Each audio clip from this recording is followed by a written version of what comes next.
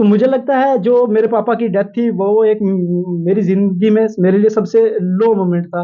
क्योंकि वहाँ से ऐसा लगा मुझे कि शायद अब कुछ हो पाएगा कि नहीं हो पाएगा आगे। मेरे पापा जो अब इस दुनिया में नहीं रहे और मेरी मम्मी जिन्होंने जिन्होंने बहुत दुआएँ की हैं, माँ-बाप की जो दुआएँ होती हैं बच्चों के साथ होती है और मेरा भाई है जो अरशद है जिसका पिछली बार निकला है, उसने मेरे लिए बहुत ही उसने इस प्रिपरेशन में उसका एक लीड रोल है मुझे लगता है, मेरे लिए। और उसके बाद जो हमारे स्कूल के टीचर्स हैं जो जिस स्कूल में मैं पढ़ा हूँ ज़िया उल उलूम के टीचर्स हैं और बड़े मौलवी साहब की दुआएँ हैं हमारे साथ कि जो कलीग्स हैं मेरे ऑफ़िस के, जिन्होंने मेरे असाइनमेंट्स कभी किए जब मैं एग्ज़ाम दे रहा था या कुछ जो ऑफ़िस में भी जो हेल्प मिली और मैं इन सभी लोगों को दिल से थैंक्स बोलना चाहूँ। आदाब दोस्तों, मैं हूँ साइका और आज हमारे साथ मौजूद है इशरत हुसैन जिन्होंने हाल ही में ही केएएस की है। आज इनसे बातचीत करने की कोशिश करेंगे, इनका जो सफ़र था इसके हवाले से। सबसे पहले अपना वक़्त देने के लिए बहुत-बहुत शुक्रिया।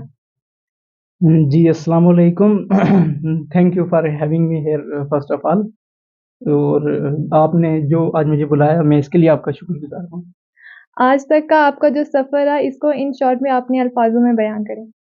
मैंने जो स्कूलिंग की है वो मैंने 10th तक जो है जामिया ज़िया उल उलूम हाई स्कूल पुंछ से पढ़ा है। उसके बाद मैंने जो अपने 11th-12th सेकेंडरी एजुकेशन जो है हासिल की है वो मैंने क्राइस्ट स्कूल पुंछ से की है। उसके बाद मैंने इंजीनियरिंग की है सिविल ब्रांच में जीसीटी जम्मू से और उसके बाद से मैंने 1-2 साल जो लगे उसमें बीच गैप आया और फिर मैंने सिविल सर्विसेज़ की प्रिपरेशन स्टार्ट कर दी और ये कोई 2021 में मैंने जो है अपनी सिविल सर्विसेज़ की प्रिपरेशन स्टार्ट की और मैंने आज तक 3 अटेम्प्ट दिए हैं जो मेरा ये पहला इंटरव्यू था और माशाल्लाह मैंने इसमें पहले ही इंटरव्यू में कामयाबी हासिल की है। इस मुकाम तक पहुँचना आपके लिए कितना मुश्किल था? ऑब्वियसली ये जो प्रिपरेशन है सिविल सर्विसेज़ की थोड़े बहुत चैलेंजेस तो रहते ही हैं। जैसे मैंने एक जॉब जॉइन की थी पंचायत अकाउंट असिस्टेंट और उसके बीच में जॉब के साथ पढ़ने में जो है दिक्कतें तो आती हैं, ऑन एंड ऑफ रहती है प्रिपरेशन जो हम कंसिस्टेंसी की बात करते हैं, पर्टिकुलरली वो जो हैम्पर होती है इससे। फिर भी जो मैंने अपना जो टाइम जुटाया 3-4 घंटे जो रोज़ हम पढ़ते थे और आहिस्ता-आहिस्ता करके जो है ये आज दिन देखने को मिला मुझे। सबसे मुश्किल चीज़ आपको क्या लगी एग्ज़ाम क्रैक करते वक़्त? मुझे लगता है पढ़ाई तो जो है वो सभी करते हैं और सभी को करनी है पर जो मुश्किलातें आती हैं प्रिपरेशंस में पर्टिकुलरली जो आपको रोड ब्लॉक्स होते हैं जैसे मैंने आपको बताया कि मैं जैसे जॉब कर रहा था और जॉब के दौरान जैसे प्रिपरेशंस करनी है और एग्ज़ाम के आगे पीछे जो रिविजन्स करने हैं, वहाँ आपको जॉब को भी जो है अपना रखना है साथ में और अपने वो जॉब के असाइनमेंट्स भी करने हैं और प्रिपरेशन भी करनी है। मुझे लगता है वहाँ थोड़े बहुत चैलेंजेस और दिक्कतें आई मुझे जो मैं गो थ्रू किया जिनको मैंने बाकी तो पढ़ाई तो मुझे लगता है सभी के लिए नॉर्मल ही रहता है। सबसे ज़्यादा इंस्पायर किससे हुए हैं आप? मेरी जो इंस्पिरेशन है मेरे पापा थे वो अब इस दुनिया में नहीं रहे, उनकी जो है वो अल्लाह को प्यारे हो गए हैं 2022 में और जो है उन्हीं की मेहनत और उन्हीं के सैक्रिफाइसेज़ का ही जो आज ये नतीजा है मैं जानता हूँ और मैं उन्हीं से इंस्पिरेशन लेता हूँ। क्या आज इस वक़्त में केएएस क्रैक करने के बाद आपको उनकी याद आ रही है? बिल्कुल, जैसे कि 2023 में मेरे भाई ने भी जो ये एग्ज़ाम क्रैक किया छोटे भाई ने और जैसे आज मैंने किया और हम दोनों भाई हैं और जैसे मेरे पापा की ये ख्वाहिश थी कि हम दोनों मतलब इस मुकाम को हासिल करें और आज जब ये मैंने भी एग्ज़ाम क्रैक किया, हम दोनों भाइयों ने कर लिया है। मुझे लगता है हम उन्हीं की कमी महसूस करते हैं और ये तो ज़ाहिर है कि जो पापा के जो ड्रीम्स पूरे हुए हैं, पापा का ख्वाब पूरा हुआ है, हमें तो मुझे लगता है सबसे ज़्यादा मुझे उनकी कमी तो महसूस हो रही है। वालिद साहब का कोई दिया हुआ मैसेज याद आता है आपको आज भी? बिल्कुल, मेरे पापा ने जैसे हमें बताया करते थे कि आपने जो है लगे रहना है, हमें ईमानदारी से जो अपनी प्रिपरेशंस में लगे रहना है, बाकी दुनिया के जो भी होते रहेंगे पर जो पढ़ाई में ही जो उन्होंने हमें पढ़ाई करने का ही हमेशा मैसेज दिया था, उसी में वही जो है पापा का मुझे लगता है मैसेज रहेगा मेरे लिए। लोगों को आपसे कितना फ़ायदा होने वाला है आने वाले वक़्त में? जो अपना हम मुझे लगता है जो भी मिलेगी हमें ड्यूटी हम ईमानदारी से करेंगे और लगन से करेंगे और इस बीच में हम जिसके लिए भी जो भी थ्रू ड्यूटी हम कर सकते हैं, हम करने की कोशिश करेंगे। आपने कोचिंग वग़ैरह कहीं से ली है या सेल्फ स्टडी की है? मैंने कोचिंग्स और क्लासेस ली हैं, मैंने 2020 में जैसे मैं दिल्ली चला गया था उसके हवाले से मैंने 1 साल जो दिल्ली में गुज़ारा और वहाँ क्लासेस भी ली हैं मैंने इंस्टीट्यूट से और उसके बाद से ही मैंने ये तभी से मैंने प्रिपरेशन स्टार्ट की थी और 1 साल की क्लासेस लेने के बाद मैंने अपना जो पहला अटेम्प्ट 2021 में दिया था।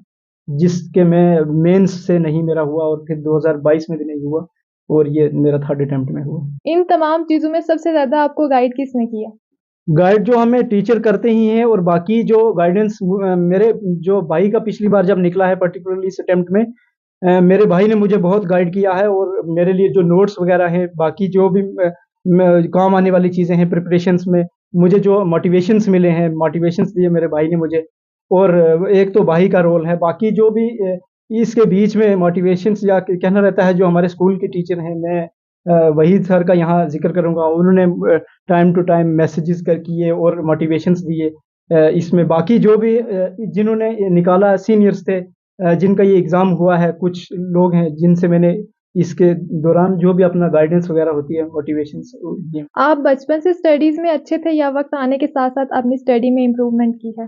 जहाँ तक स्कूलिंग की बात करूँ, जामिया ज़िया-उल उलूम में मेरा जो है ठीक ट्रैक रिकॉर्ड रहा है और जो मैंने 10th जो है एक एवरेज मार्क्स से जो यहाँ 88% मुझे याद आ रहा है, हासिल किए थे और 12th में भी मुझे लगता है मेरे समथिंग 88% ही थे और उसके बाद मैंने अपना जो इंजीनियरिंग जॉइन की, उससे भी ठीक तरीके से मैंने निभाया। जो स्टूडेंट अब सिविल के लिए पढ़ रहे हैं, उनके लिए आपका क्या मैसेज रहेगा?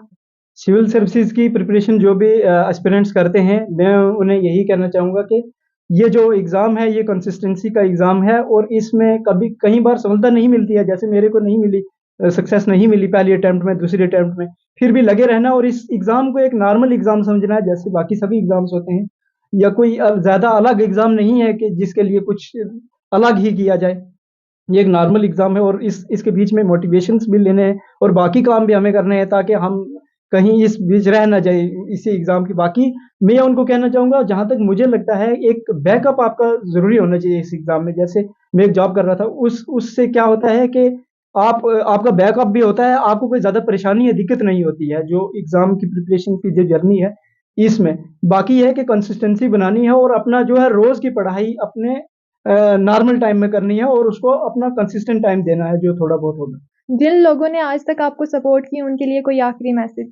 सबसे पहले तो मैं उन लोगों का नाम लेना चाहूँगा जैसे जो लोग थे सबसे पहले मुझे लगता है जो पेरेंट्स का सैक्रिफाइस है, मेरे पापा जो अब इस दुनिया में नहीं रहे और मेरी मम्मी जिन्होंने जिन्होंने बहुत दुआएँ की हैं, माँ-बाप की जो दुआएँ होती हैं बच्चों के साथ होती है और मेरा भाई है जो अरशद है जिसका पिछली बार निकला है, उसने मेरे लिए बहुत ही उसने इस प्रिपरेशन में उसका एक लीड रोल है मुझे लगता है, मेरे लिए। और उसके बाद जो हमारे स्कूल के टीचर्स हैं जो जिस स्कूल में मैं पढ़ा हूँ ज़िया उल उलूम के टीचर्स हैं और बड़े मौलवी साहब की दुआएँ हैं हमारे साथ जो उन्होंने वो फ़ोन पे भी मोटिवेशंस दिए टाइम टू टाइम और जो दुआएँ हमारे लिए की और जो फ्रेंड्स हैं साथ में फ्रेंड सर्कल में जिन्होंने मोटिवेशंस दिए हैं टाइम टू टाइम फ्रेंड्स ने और मैं पर्टिकुलरली यहाँ एक नाम लेना चाहूँगा हमारे जो बीडीओ सर हैं अभी लव सर, जो जैसे मैं बीडीओ ऑफ़िस में काम करता था और उन्होंने बहुत सपोर्ट किया। उनका सपोर्ट भी एक लीड है मेरे लिए और बाकी जो कलीग्स हैं मेरे ऑफ़िस के, जिन्होंने मेरे असाइनमेंट्स कभी किए जब मैं एग्ज़ाम दे रहा था या कुछ जो ऑफ़िस में भी जो हेल्प मिली और मैं इन सभी लोगों को दिल से थैंक्स बोलना चाहूँगा जो इस सक्सेस के लिए मेरी। ज़िंदगी का कोई ऐसा किस्सा जिसने आपको सबसे ज़्यादा हिट किया हो? हिट तो मुझे लगता है जो मेरे पापा की डेथ थी वो एक मेरी ज़िंदगी में मेरे लिए सबसे लो मोमेंट था। क्योंकि वहाँ से ऐसा लगा मुझे कि शायद अब कुछ हो पाएगा कि नहीं हो पाएगा आगे। क्योंकि पापा ने हमारे लिए हम दोनों भाई के लिए पापा मोस्टली सब चीज़ें करते थे, हमें बाकी घर की चीज़ों का पता नहीं था। फिर भी मैं अपने जो रिलेटिव्स को इस चीज़ में पर्टिकुलरली थैंक्स बोलना चाहूँगा। उन्होंने हमें ये बोला कि आप पढ़ो, घर का काम हम देख लेंगे, आप इस चीज़ की टेंशन नहीं लो। और वहाँ से मुझे लगता है जो हम रिकवर कर पाए और फिर ये एग्ज़ाम हम दोनों भाइयों ने निकाला है, मुझे लगता है उस मोमेंट से फिर हमने ग्रो किया और वो मैं उसको बड़ी अचीवमेंट मानता हूँ।